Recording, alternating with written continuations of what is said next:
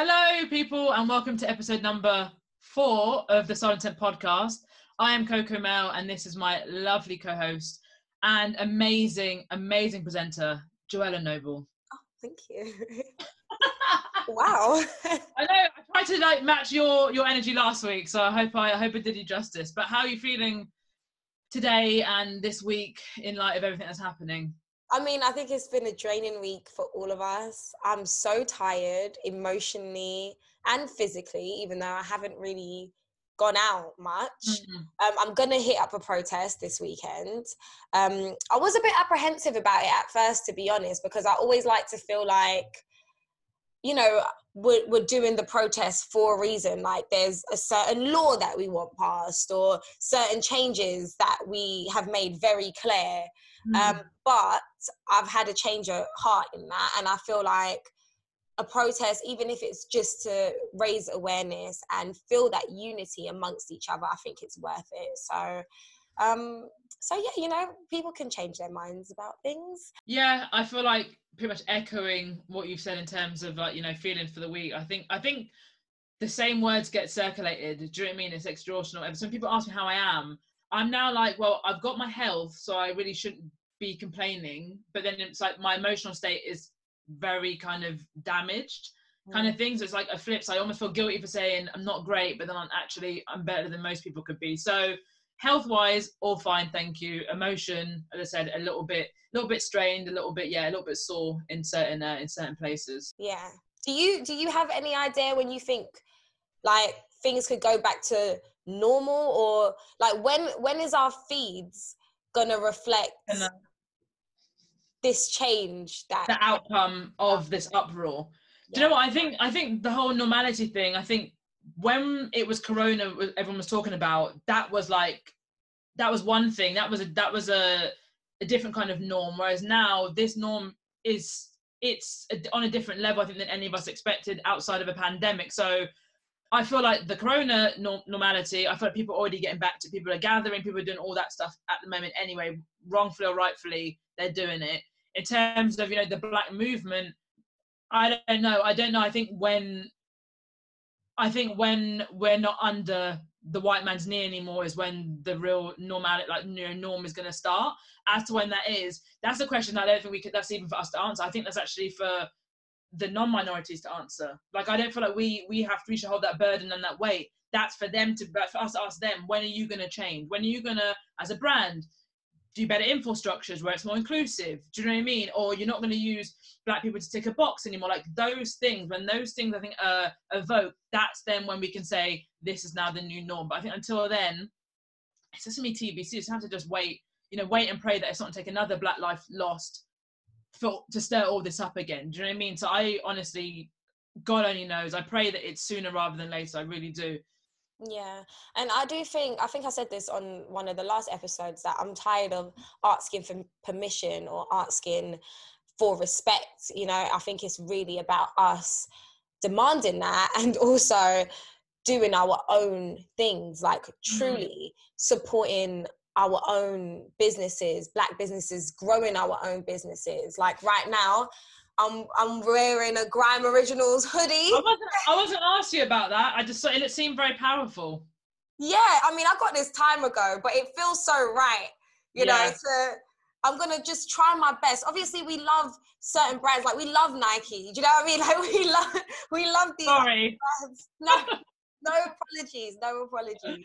I only rep them because they actually like put out a decent message. Otherwise, I would just be wearing just a turtleneck, I promise. And I think that is important as well. I'm not even coming at you for wearing a Nike top because I know it just seemed like it.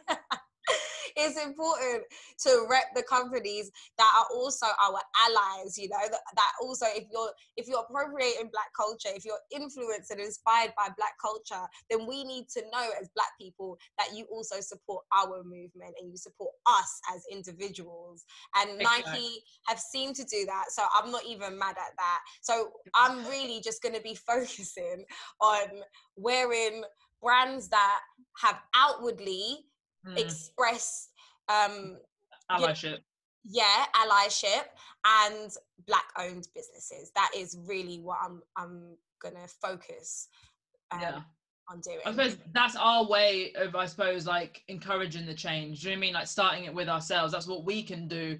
I suppose outside of having conversations and stuff, that we can change in our day-to-day lives, as you said, like backing our own. I think that's fundamentally the key thing, allowing us to become self-sufficient.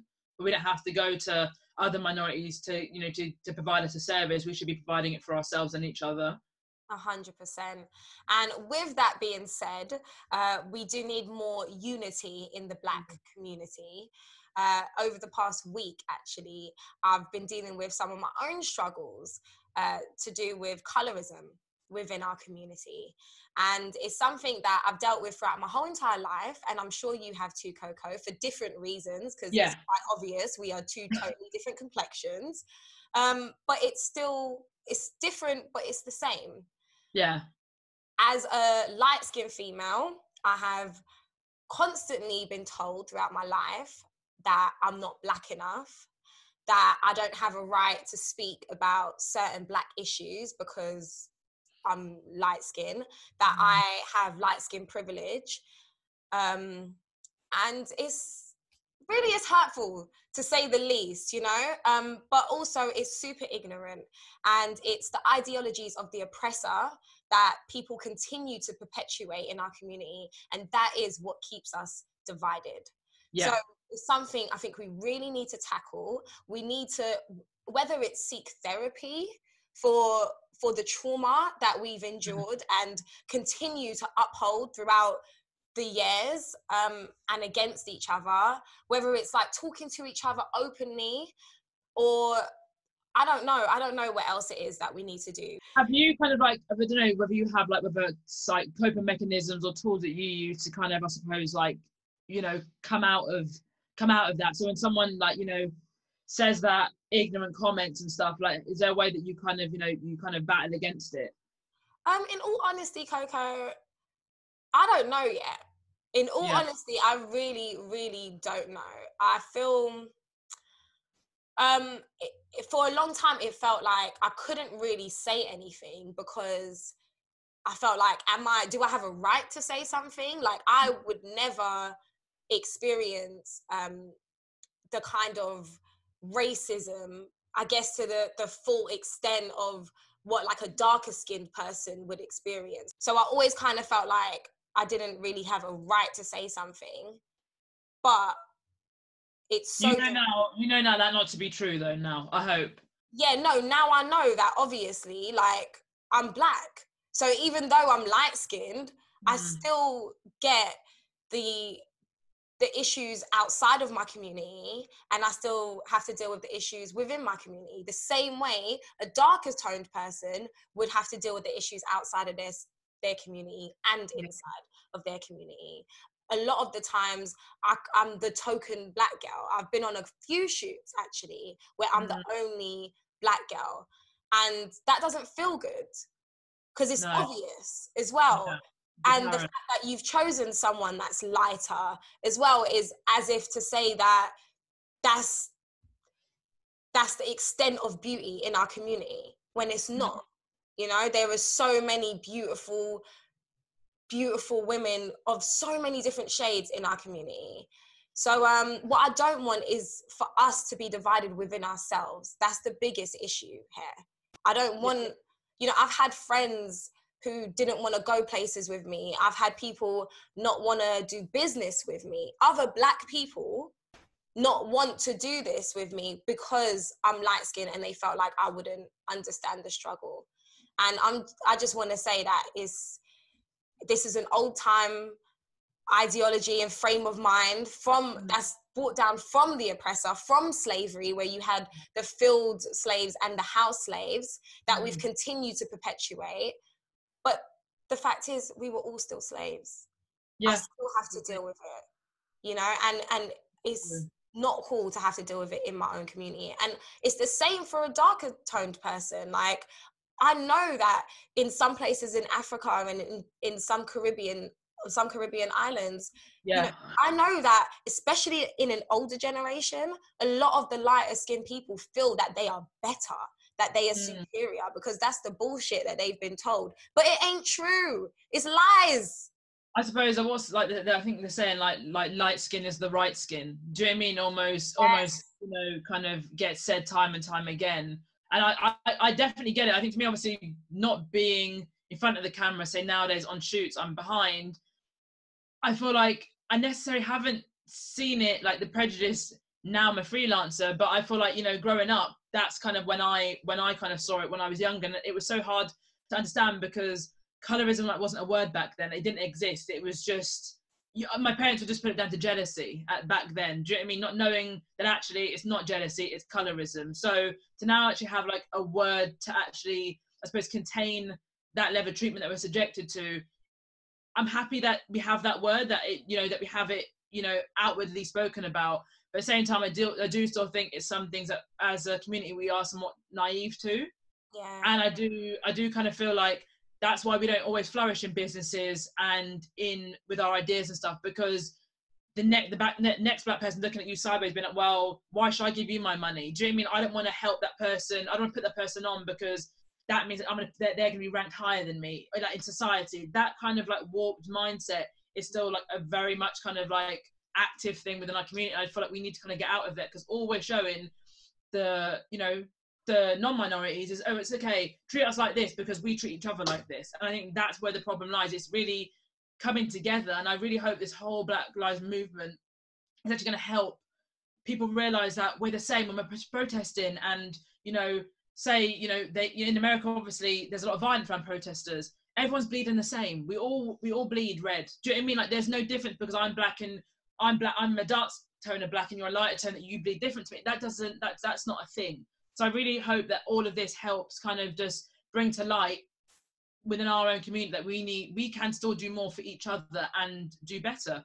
Ultimately, I feel like we're holding, you know, the Karens and the Barrys and whoever accountable. We also have to take some responsibility to a degree within our own communities to really, just really sit together. And I think, you know, it needs to happen more. And I really hope that this platform that we've got here shows people that a dark-skinned woman and a lighter-skinned woman can be cohesively together. And we're not competing against each other. Do you know what I mean? I don't feel inferior to you and nor you to me. It's just, we can coexist in a really respectful, healthy, loving way. And that's fine. And have these open, honest conversations too. Because it is hard. They are difficult conversations to have. And it is rooted somewhere super deep. And it's inherited trauma that a lot of us feel and a lot of us aren't even aware of. But this is the key for us to come together, literally all of us to come together. Like even the divisive language, like when I get called a lighty, I call that out straight away. I don't like it. I don't like when people call me lighty.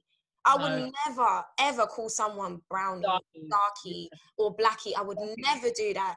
Imagine. Like, people would tell me that I hate myself if I was to call someone brownie or darky. Like, it's rude, it's disrespectful. So to call someone lighty is the same. It shows that you're identifying me by the hue of my skin. The same thing that the oppressor would do. And we hate to see. That we hate to see. So let's stop doing it within our own community. And I know a lot of people see it as banter and that it's lighthearted, but it's rooted in something really real and something really, really sad. I think even it applies to dating as well. Like, you know, there's many people that I've ever seen or been around or whatever, and like, you know, as black males, or I suppose even as black females, and they choose to date outside their race, which of course free to do, but then some of them, there is an underlining tone of why they're doing it is because they don't necessarily love the complexion that they're in or love the culture that they're, you know, that they're kind of born into, and they kind of want to eject from it. And by ejecting from it, it's okay, like going for someone outside of our race, which I said it's fine again to do, but I feel like some people don't necessarily have the right motives when they're doing it. Like you always hear some people being like, oh, you know, I want my kid to have good hair. And it's like, well, what does that even mean? What is good hair? Oh, it's the hair that's closest to the European standard. Yeah. That's what good hair is to you. We don't even know what good is even anymore to us.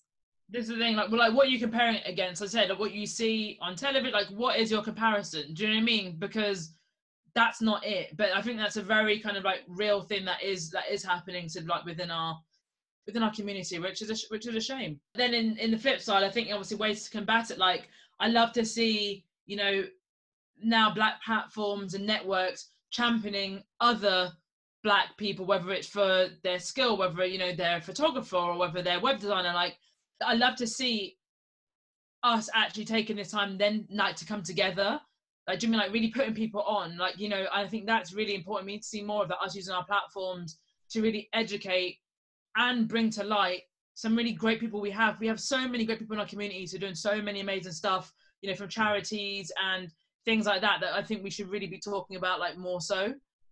I don't think we do enough. Yeah, I agree. We're seeing a lot more of that stuff, so that is amazing. Yeah, because I think ultimately, I think the key thing is, like, we need to be our own cheerleaders. Like, don't feel no shame. If you're dope at what you do and, you know, you're proud of your work, put it out there. Like, don't feel no way about it. Because I feel like I've been seeing in people's feeds who are non-minorities, they're just posting bare work. They're just posting all their work up. And I'm like, but they're not saying anything or very little about the movement, but you're putting out, oh, I featured Black models in a shoot, so let me put that work up because that's relevant. Like, I've seen that a few times. I'm just like, that's not, like, now's not the time to be doing that. Said if you're a non-minority. But I have seen people say, if you are Black and you are dope, put your work out. Because also, why not use this time that we have, that like the world is almost standing still for us, to actually put ourselves out there with pride and with sheer grace, and let the world know this is why our Black Lives Matter. This is what we do. This is our little kind of, you know, token to the, you know, to the world or whatever. Like, you know, our little skill sets that we have. Let's put it out there more. Just champion us. Yeah, I agree with you. And I think that is going to be the new normal. Yeah. Like, champion ourselves more, champion other people within our community 10 times more, because that's really what it's about. That's how we grow. Should we get on to a piece of positivity for the week? Yes. So I saw, and I've even posted on my socials today, which probably obviously won't be live when everyone listens or sees this, but Pull Up for Change. It's a movement that kind of, I suppose, got founded in the last 24 hours for brands to basically show us as consumers and as an audience, show us how many Black employees you have in your infrastructure. So whether that's, you know, leadership roles, exec roles, show it. Like, let us know the numbers of people you have employed, because I know for all these big conglomerate brands, there are very, very few of us, if any, really, in those hierarchy structures that I think we deserve to be there, but we're not there. So for that, I feel that that's a positive, you know, spin on everything that's kind of come to light as of late. That actually the same brands we're putting money into the back pocket of, let's actually check them and let's like let them show the receipts, because we deserve it. We're owed it, I think, for real. I can imagine they are shaking right now. And good, and so they should be, because the amount of brands that have, like, you know, climatized and monetized off of Black culture, the least you can do is show us really what you're working with within your, you know, within your infrastructure. I'm scared for them, because I know how many brands are probably going to get cancelled after this. A lot of these brands probably won't even do it. They probably won't even take part, because they're going to be so ashamed at the amount or the lack of Black people that's in their company. And it's so funny to me and amazing. And I love this initiative. I think it's... Yeah. But silence, you know, is compliance. If you're silent, that means you're compliant. So being silent actually doesn't really help you. You might as well just own up to it. Say, we know that this is wrong. This is where we're at, but we're going, you know, make a pledge. Let us know 6 months from now to a year, this is what we want to be putting in our, you know, in our teams. This is what we want to make sure. But I think on the back of that, what I don't want to happen is post lockdown is we apply for a job and we're getting a job just because we're Black. And I know that sounds really like silly, but like we're more than, as you said, just our skin tone. Like we have real talent and real skill that needs to like really be respected. And I just don't want us to just be pushed in, you know, like cattle into these corporations, because I said, having been in one, they're 9 times out of 10 not that healthy to be in one. Do you know what I mean? Like, so on, babe. Which is why we have our own stuff. Yeah. Like, when I say we have our own stuff, I know it's not as easy to start your own fashion brand, but there are so many Black owned fashion brands out there. let's build those teams. Let's make them into the Nikes. Why can they not be into Nike? My friend owns a brand called Dalmay. She was the first person in that I shouted out on this platform that we have. And it's black owned. Why can Dalmay, why can it not be Nike? Do you know what I mean? Why can it not be any of the other brands that we love and wear and show so much allegiance towards? But they don't necessarily turn shirt back to us. So, you know, no. So I definitely wanted to shout that out. You know, the hashtag pull up or shut up, I just think is amazing. And I stand by it wholeheartedly. And also on the back of that, 72 hours to not spend with any of these brands until they show us the receipt. So people remember that. Don't be lining the pockets of, you know, fake allies out here. Where can we find more details of this movement? Is there like an Instagram page or a website? Yeah, so Instagram page is at pull up for change. Nice. Or you can find it on the hashtag pull up or shut up. Okay. And, be sharing it, reposting it, put it on your stories, put it on Twitter, whatever. Let's get it really, like, you know, circulating. Yay! Also, all 50 states and in America and 18 countries have protested for. Actually, I saw that. Yeah, for the Black Lives Matter movement. That's a huge movement right there. That's profound. I feel like this time we're actually making some change. We're actually making a difference. And I don't think it's going to be one of them times where we kind of just forget and roll over and the same thing's going to happen again and we go and do this all again. I feel like this time a lot more people are aware. I'm seeing little white girls arguing with her parents. Yeah. That was wild. And do you know what? I love that she filmed it because this is giving us an insight into the conversations that in these non-minority households. Yeah. That they have the justifications that these people feel why Black people should be dying. Like it's crazy. And I love that little girl was smart enough to understand that statistics can also be warped. I don't trust anything the media. I really don't. Nothing. I don't believe it. Even they're saying that that COVID is affecting Black people disproportionately. I don't even know if I believe that. I feel like that is to even further. It's a scare tactic. Yeah, and increase the racial tension. Because you know there's going to be some ignorant white people that's like, oh, it was you lot. You lot did it with your Black Lives Matter movement. And you lot sparked it, or you lot set it off and all this, that and the third. I'm just grateful now we're in a position where we have social media, we have our phones to really capture the truth, because I think there was a guy who was white guy who was shooting crossbow and arrows at people in the States while they're protesting, and he told a news outlet, I was attacked by 2 African American men, and he did have injuries to his face and whatever. So you act concerned, you're, oh my god, hope that's not the case. And then when the protesters showed their view of it, he actually was obviously aiming and shooting at people. And of course, so they jumped him, they ransacked him, but it wasn't just Black people ransacked him. It wasn't 2 Black men, it was a group of people, and mainly white people that were coming for him. I saw a white boy put a skateboard to his head a couple of times, and I'm like, sir, that's not what you told us. That's not what you expressed outwardly, and that's a problem. That's a problem, because it's so easier putting us in the firing line than standing there saying, do you know what?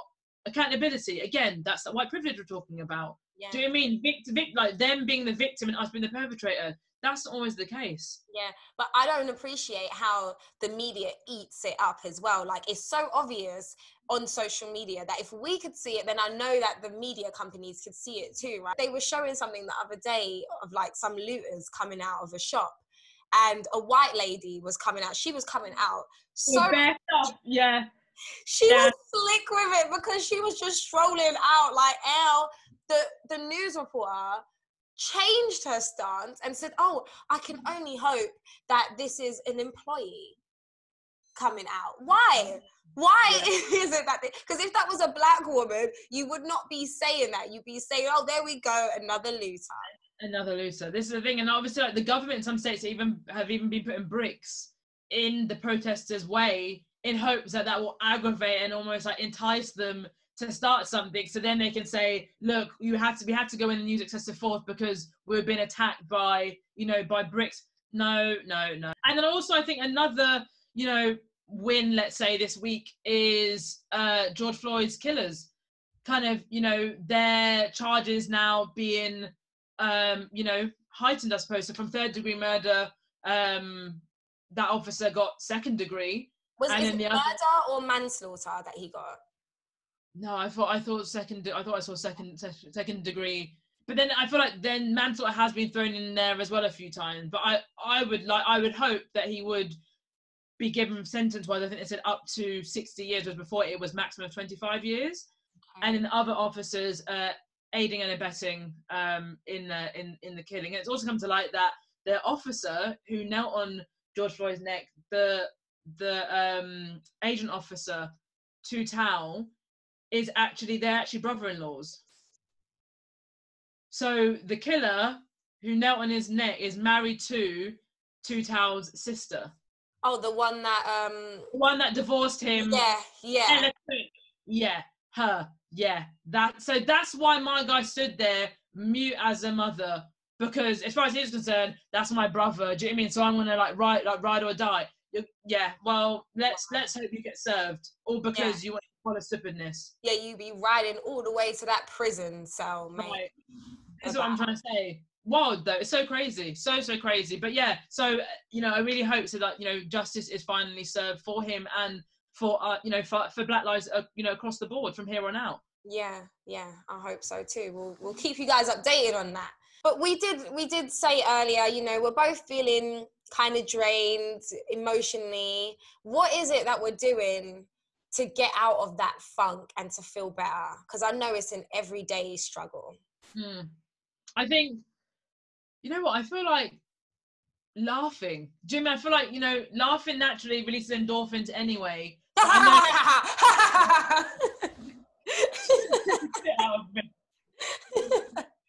You know, they say when you laugh, even if something's not funny, apparently it's supposed to make you feel good. Yeah, well, I'm also scared at that point also. So match with my fear and also me laughing. There actually was something that went like viral yesterday that showed even amidst all this stuff that we're still managing to capture joy. We're still managing to have these joyful moments. And I don't think we should feel guilty for smiling or laughing or, you know what I mean, or feeling any sort of happiness, because that doesn't pertain the fact that we're still upset and we're still feeling these feelings. It just means that, you know, we're entitled to have those feelings. Do you know what I mean? Like, why not? So I think for me, laughing, trying to find the little joys that I can anywhere I can. So whether that be listening to podcasts or, you know, lately gospel music has really been helping me. I found that I'm really finding a sense of peace listening, you know, to gospel. I feel like the Versus TV with Kurt Franklin and Fred Hammond with Marvin Sapp on and Reverend T.D. Jakes, is it? Yeah, that to me came at the most perfect time for us. Like, we needed that healer. So it's so many people, and they were like, I cried. And if we need to cry, if we need to laugh, whatever feelings we need to feel, let's just feel that unapologetically, feel it, and not feel nowhere about it. Don't feel shame, don't feel guilt, don't feel nothing. Just absolutely feel how you need to feel. Yeah, I agree with you. In a time where we are feeling so attacked, it's so important that we just remember to feel good and to feel love and to feel happy. So even if it's, for me, I do love a meditation. So even if it's me feeling like conjuring up that feeling, that good feeling, remembering what it feels to feel good, remembering what it takes to feel good, and then feeling that feeling throughout my meditation and trying my best to hold on to that I feel sets me up for the rest of the day to kind of continue with that kind of energy. Yeah, I've been listening to a lot of music as well, a lot of uplifting music. To be honest, this has also made me rethink the type of music that I've been listening to, because I mean, I was raised in Brooklyn. I'm a bit of a gangster, so I will say that I've definitely listened to gang music throughout my whole entire life and got mad hype off of it. Yeah. I understand that some of it, a lot of it, is, you know, people just expressing the things that they've been through.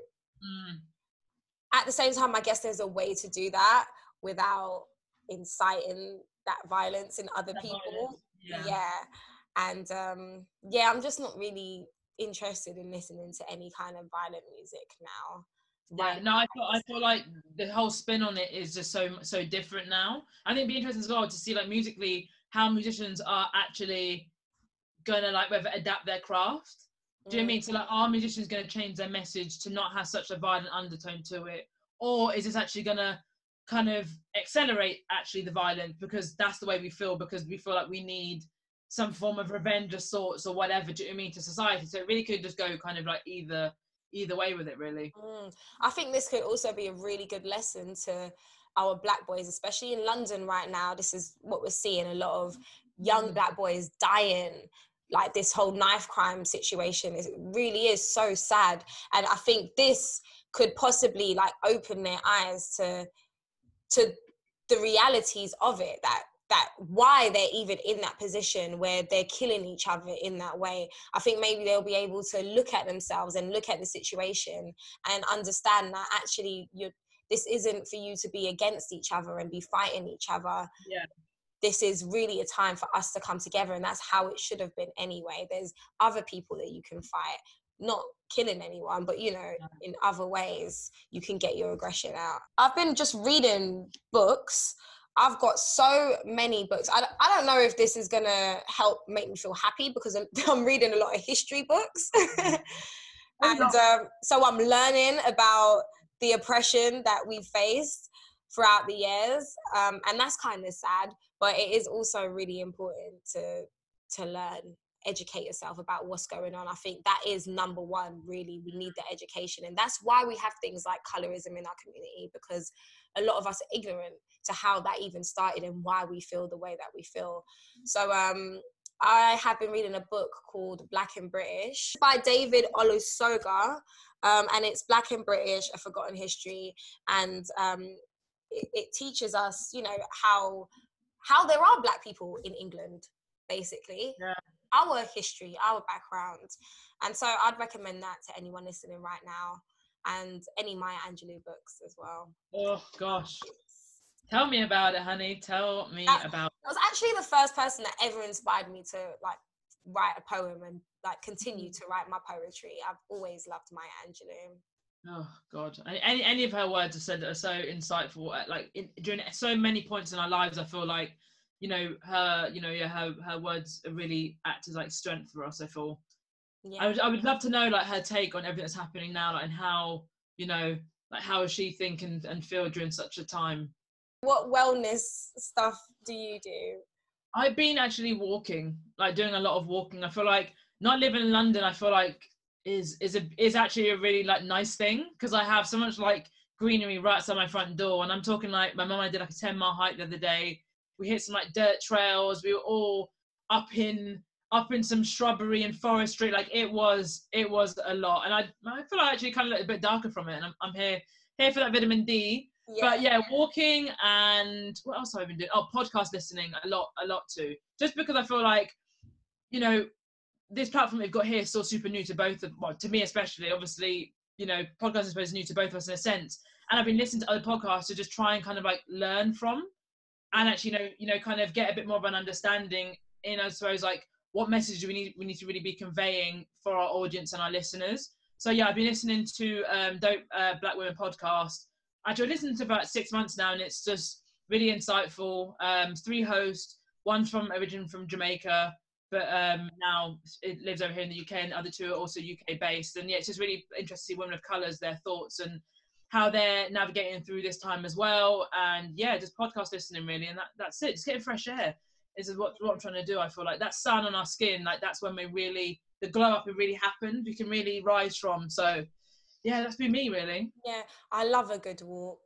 Oh, I'm in Shepherd's Bush. I mean, you got that little green just by the Morrisons out front, maybe. Wow. I'm trying to think of any green I see in Shepherd's Bush, and that's... No. We don't have a cuss of crepe today. We both couldn't find any trainers that we hated enough to talk about. In your case, hated. In my case, just upset that I can't get them. Yeah, you're all PC with custom. You don't want to anger the brands. No, but you know what I will actually say, and this might be a trigger warning for some, even though we haven't got a custard crepe of the week, I do actually want to just touch on the UK media, just with regards to what I've seen as of late with this Madeleine McCann research that's been happening. I kind of been just a bit like, I don't understand it. Like, so if anyone does, please let me know, because I genuinely don't understand why this is actually like a topic that's reached in front of our newspapers when we're protesting twice a week as of late. We've been really active on social media. Why is Black Lives not on the front of these tabloids and publications? Like, why are we being silenced out by a story that's been in the media for however long, has taken up however much of taxpayers' money? You know, I get it. That's one life that's been lost. I do understand that that's, you know, upsetting. But how many Black lives has been lost, and we don't get near enough of the, you know, of the time in the spotlight, shall we say, as we deserve? Mm-hmm. I got the same questions as you, Coco, because that is some BS. Clearly, you guys are trying to distract us from the matter at hand, innit? Clearly. Clearly. It might even be, like I said earlier, to raise this racial tension. Because the fact is, it is a little white girl on the cover of these newspapers, and they probably do want us to be in uproar about that. And that is something that's also quite divisive outside, like just in England anyway. So a lot of those other ignorant racist people, they're going to jump on that as well. Yeah. Let's not even give it the energy. They don't deserve it. Okay, Pete, so shout out of the week is our second favourite segment after Custard Crepe. But yeah, this week I have chosen John Boyega. I feel like those who don't know who he is do better, because he's an amazing Black actor, and with everything going on with the protest, he's actually been a spokesperson, I feel, for us, you know, for us as the Black community. And he went out and protested recently, and you know, he got quite emotional with his words, and you know, and how he kind of felt, you know, about Black men being taken. And then, you know, in turn he said, you know, Black men, look after your Black women, because that's where it starts. And it's such profound words that ring through, like, I think, like, ring through, like, it's so true, you know. And I just really felt that it was really bigger for him to do that at a cost of his career, potentially. Like, he said that he might not get jobs after this. I personally think it would be the opposite. I think that people would actually be like, do you know what? This is a really woke young man who really is using his voice and platform to actually bring change for the better. So I really want to shout him out. I rate him so highly, so for putting, you know, his hard-earned career on the line potentially for the cause of Black Lives Matters. Yeah, Star Wars have responded to that, and they're saying, like, we stand with John Boyega. Yeah, they post it on social media. They think they slick, though. Sorry, I gotta call that out. They think they slick, because clearly you're gonna stand with him. Like, if, especially with him saying, I hope I've got a job, like, I might not have a job. Brands, companies, businesses are going to jump on that, because if you were seen to blackball him, especially after all of this, because of this, it's going to be very obvious. And then the Star Wars franchise is going to look bad. So in my opinion, Star Wars saw an opportunity and they took it. I don't blame them, but I still know what you did. I still know what you're doing. As a Black actor, if you don't do with any castings, then let me know. Plug. Booker. So for my shout out today, I would like to shout out George the poet, who is a poet, a writer. I know he does music as well, actually. He's always spoken out about Black injustices. And just the other day, he was featured on BBC Newsnight, and he spoke so eloquently about what's happening right now in America and how it links to the UK. I think a lot of people, again, this is where education is very important. A lot of people aren't aware of the part that Great Britain played in the slave trade. Yeah. They played a very big part. A very big part. And so he just highlighted that basically the newsreader, you know, she was saying that, you know, is this a Me Too moment for the UK? Do you know what? I'm really glad that she said that, because it exposes how a lot of other people like her might feel. And I'm glad she said it to George, the poet, who was able to counter that with his response as well. There are so many people that die in custody within the UK, Black people that die in custody within the UK, and we don't even hear about it. Yeah. Racism in the UK to me is a lot more insidious than in America. It feels like in America they're loud and proud of their racism. Over here they're a little bit overt. Yeah, they're sly with it. And he called that out, and I really respect him for it. I've always rated him as a poet, always. When I first started presenting, actually, he was the first person that I wanted to interview. I never got the chance to interview him. I remember reaching out to like the people that were around him, and I didn't get the chance to do it. But moving forward, I'm going to have a nice chat with him at some point. We're manifesting it. Yeah. When you speak to him, and better still, getting him on our platform to discuss it further. I found the whole interview that was conducted, it twisted me. It absolutely twisted me. I had to put it on the gram as soon as I got up. First thing I did, put it on the gram, and actually really insightful to me to see how many people watched my entire stories when I put it up, because I think obviously only a minute on Instagram, so it turned to be like 15-second little snippets. And the first one people looked at, obviously engaged with it, whatever. Then the second one, I noticed I lost a few people, and I went through and I thought, let me see who I lost, and I actually lost people who I thought were allies, were white allies, came off of my stories. So it was really interesting to me to really see that actually, you know, surface level allyship is very much, I think, like what's happening. Opportunistic allies. Allyship is really real, and it twisted me, and it also further annoyed me to feel that the newsreader almost ambushed him with that question regarding, don't compare like the US brutality with that of the UK. And I was like, and you could see when he held his head down, I love it. I felt, I'm doing Elania Van Zandt hands. I felt it in my core. I could feel the weight that he must have felt, and the upset and the hurt. When she said that, he just took a breath, my beloved, and he addressed her. He just in such a fashion that she couldn't even, she was like, okay, well, thanks so much, George, that wraps up. Good night. She was quick with the quickness to just full stop it. But no, he came with the stats. He let it be known all the people that died in police custody in the UK, or, you know, at the hands of these police officers.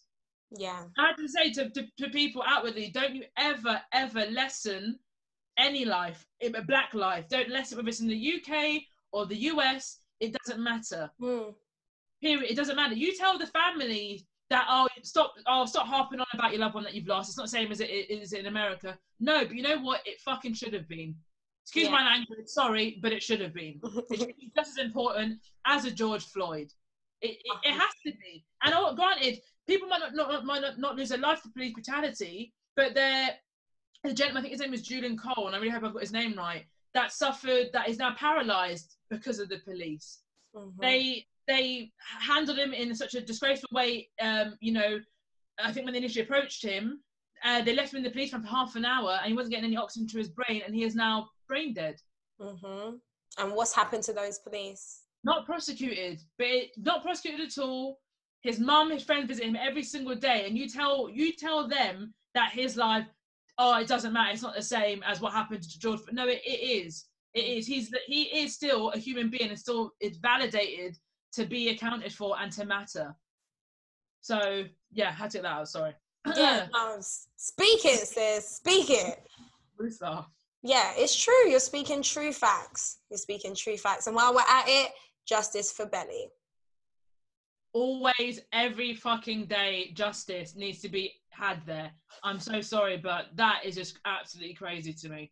Yeah, she was a TFL worker who, and a colleague, and I don't think they've released who the colleague is, was subjected to absolutely disgusting, I don't even know if it was provoked by, like, racially provoked, but either way, it ended on Belly and her colleague being spat on by someone who claimed to have COVID-19. And actually they tested positive for the virus as well.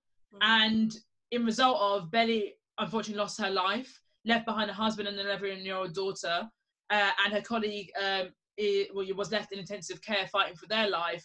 And ultimately, the transport police decided there wasn't enough evidence, allegedly, to support, justice for her.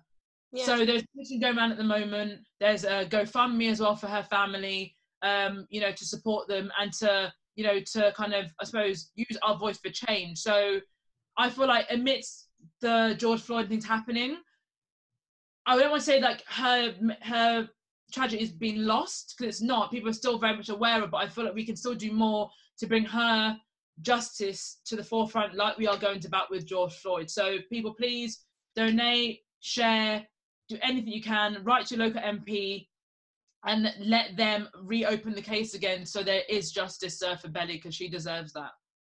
Well, guys, thank you so much for listening. It's been another eventful I'm going for a nap now. I'm napping after this. I know. I need to eat and listen to some soothing music, maybe some of that gospel, and take a little midday nap as well, and then I'll come and edit this. Thank you guys so much for listening and watching us and rocking with us and sharing, sharing the podcast amongst your friends and everyone alike. We really appreciate it. And continue showing love and support for Black Lives Matter movement. And we rate you. Thank you, Pete. I've been Coco Mell. This has been my lovely co-host, Joelah Noble. What's your handle? Because I'm not going to spell it again because I felt like I cracked it up last time. At Joelah Noble, JoeLahNoble. And Coco Mell's is COCO_Mell, MELL. Peace. Yes. Thanks, bye, people. Bye. Stay safe.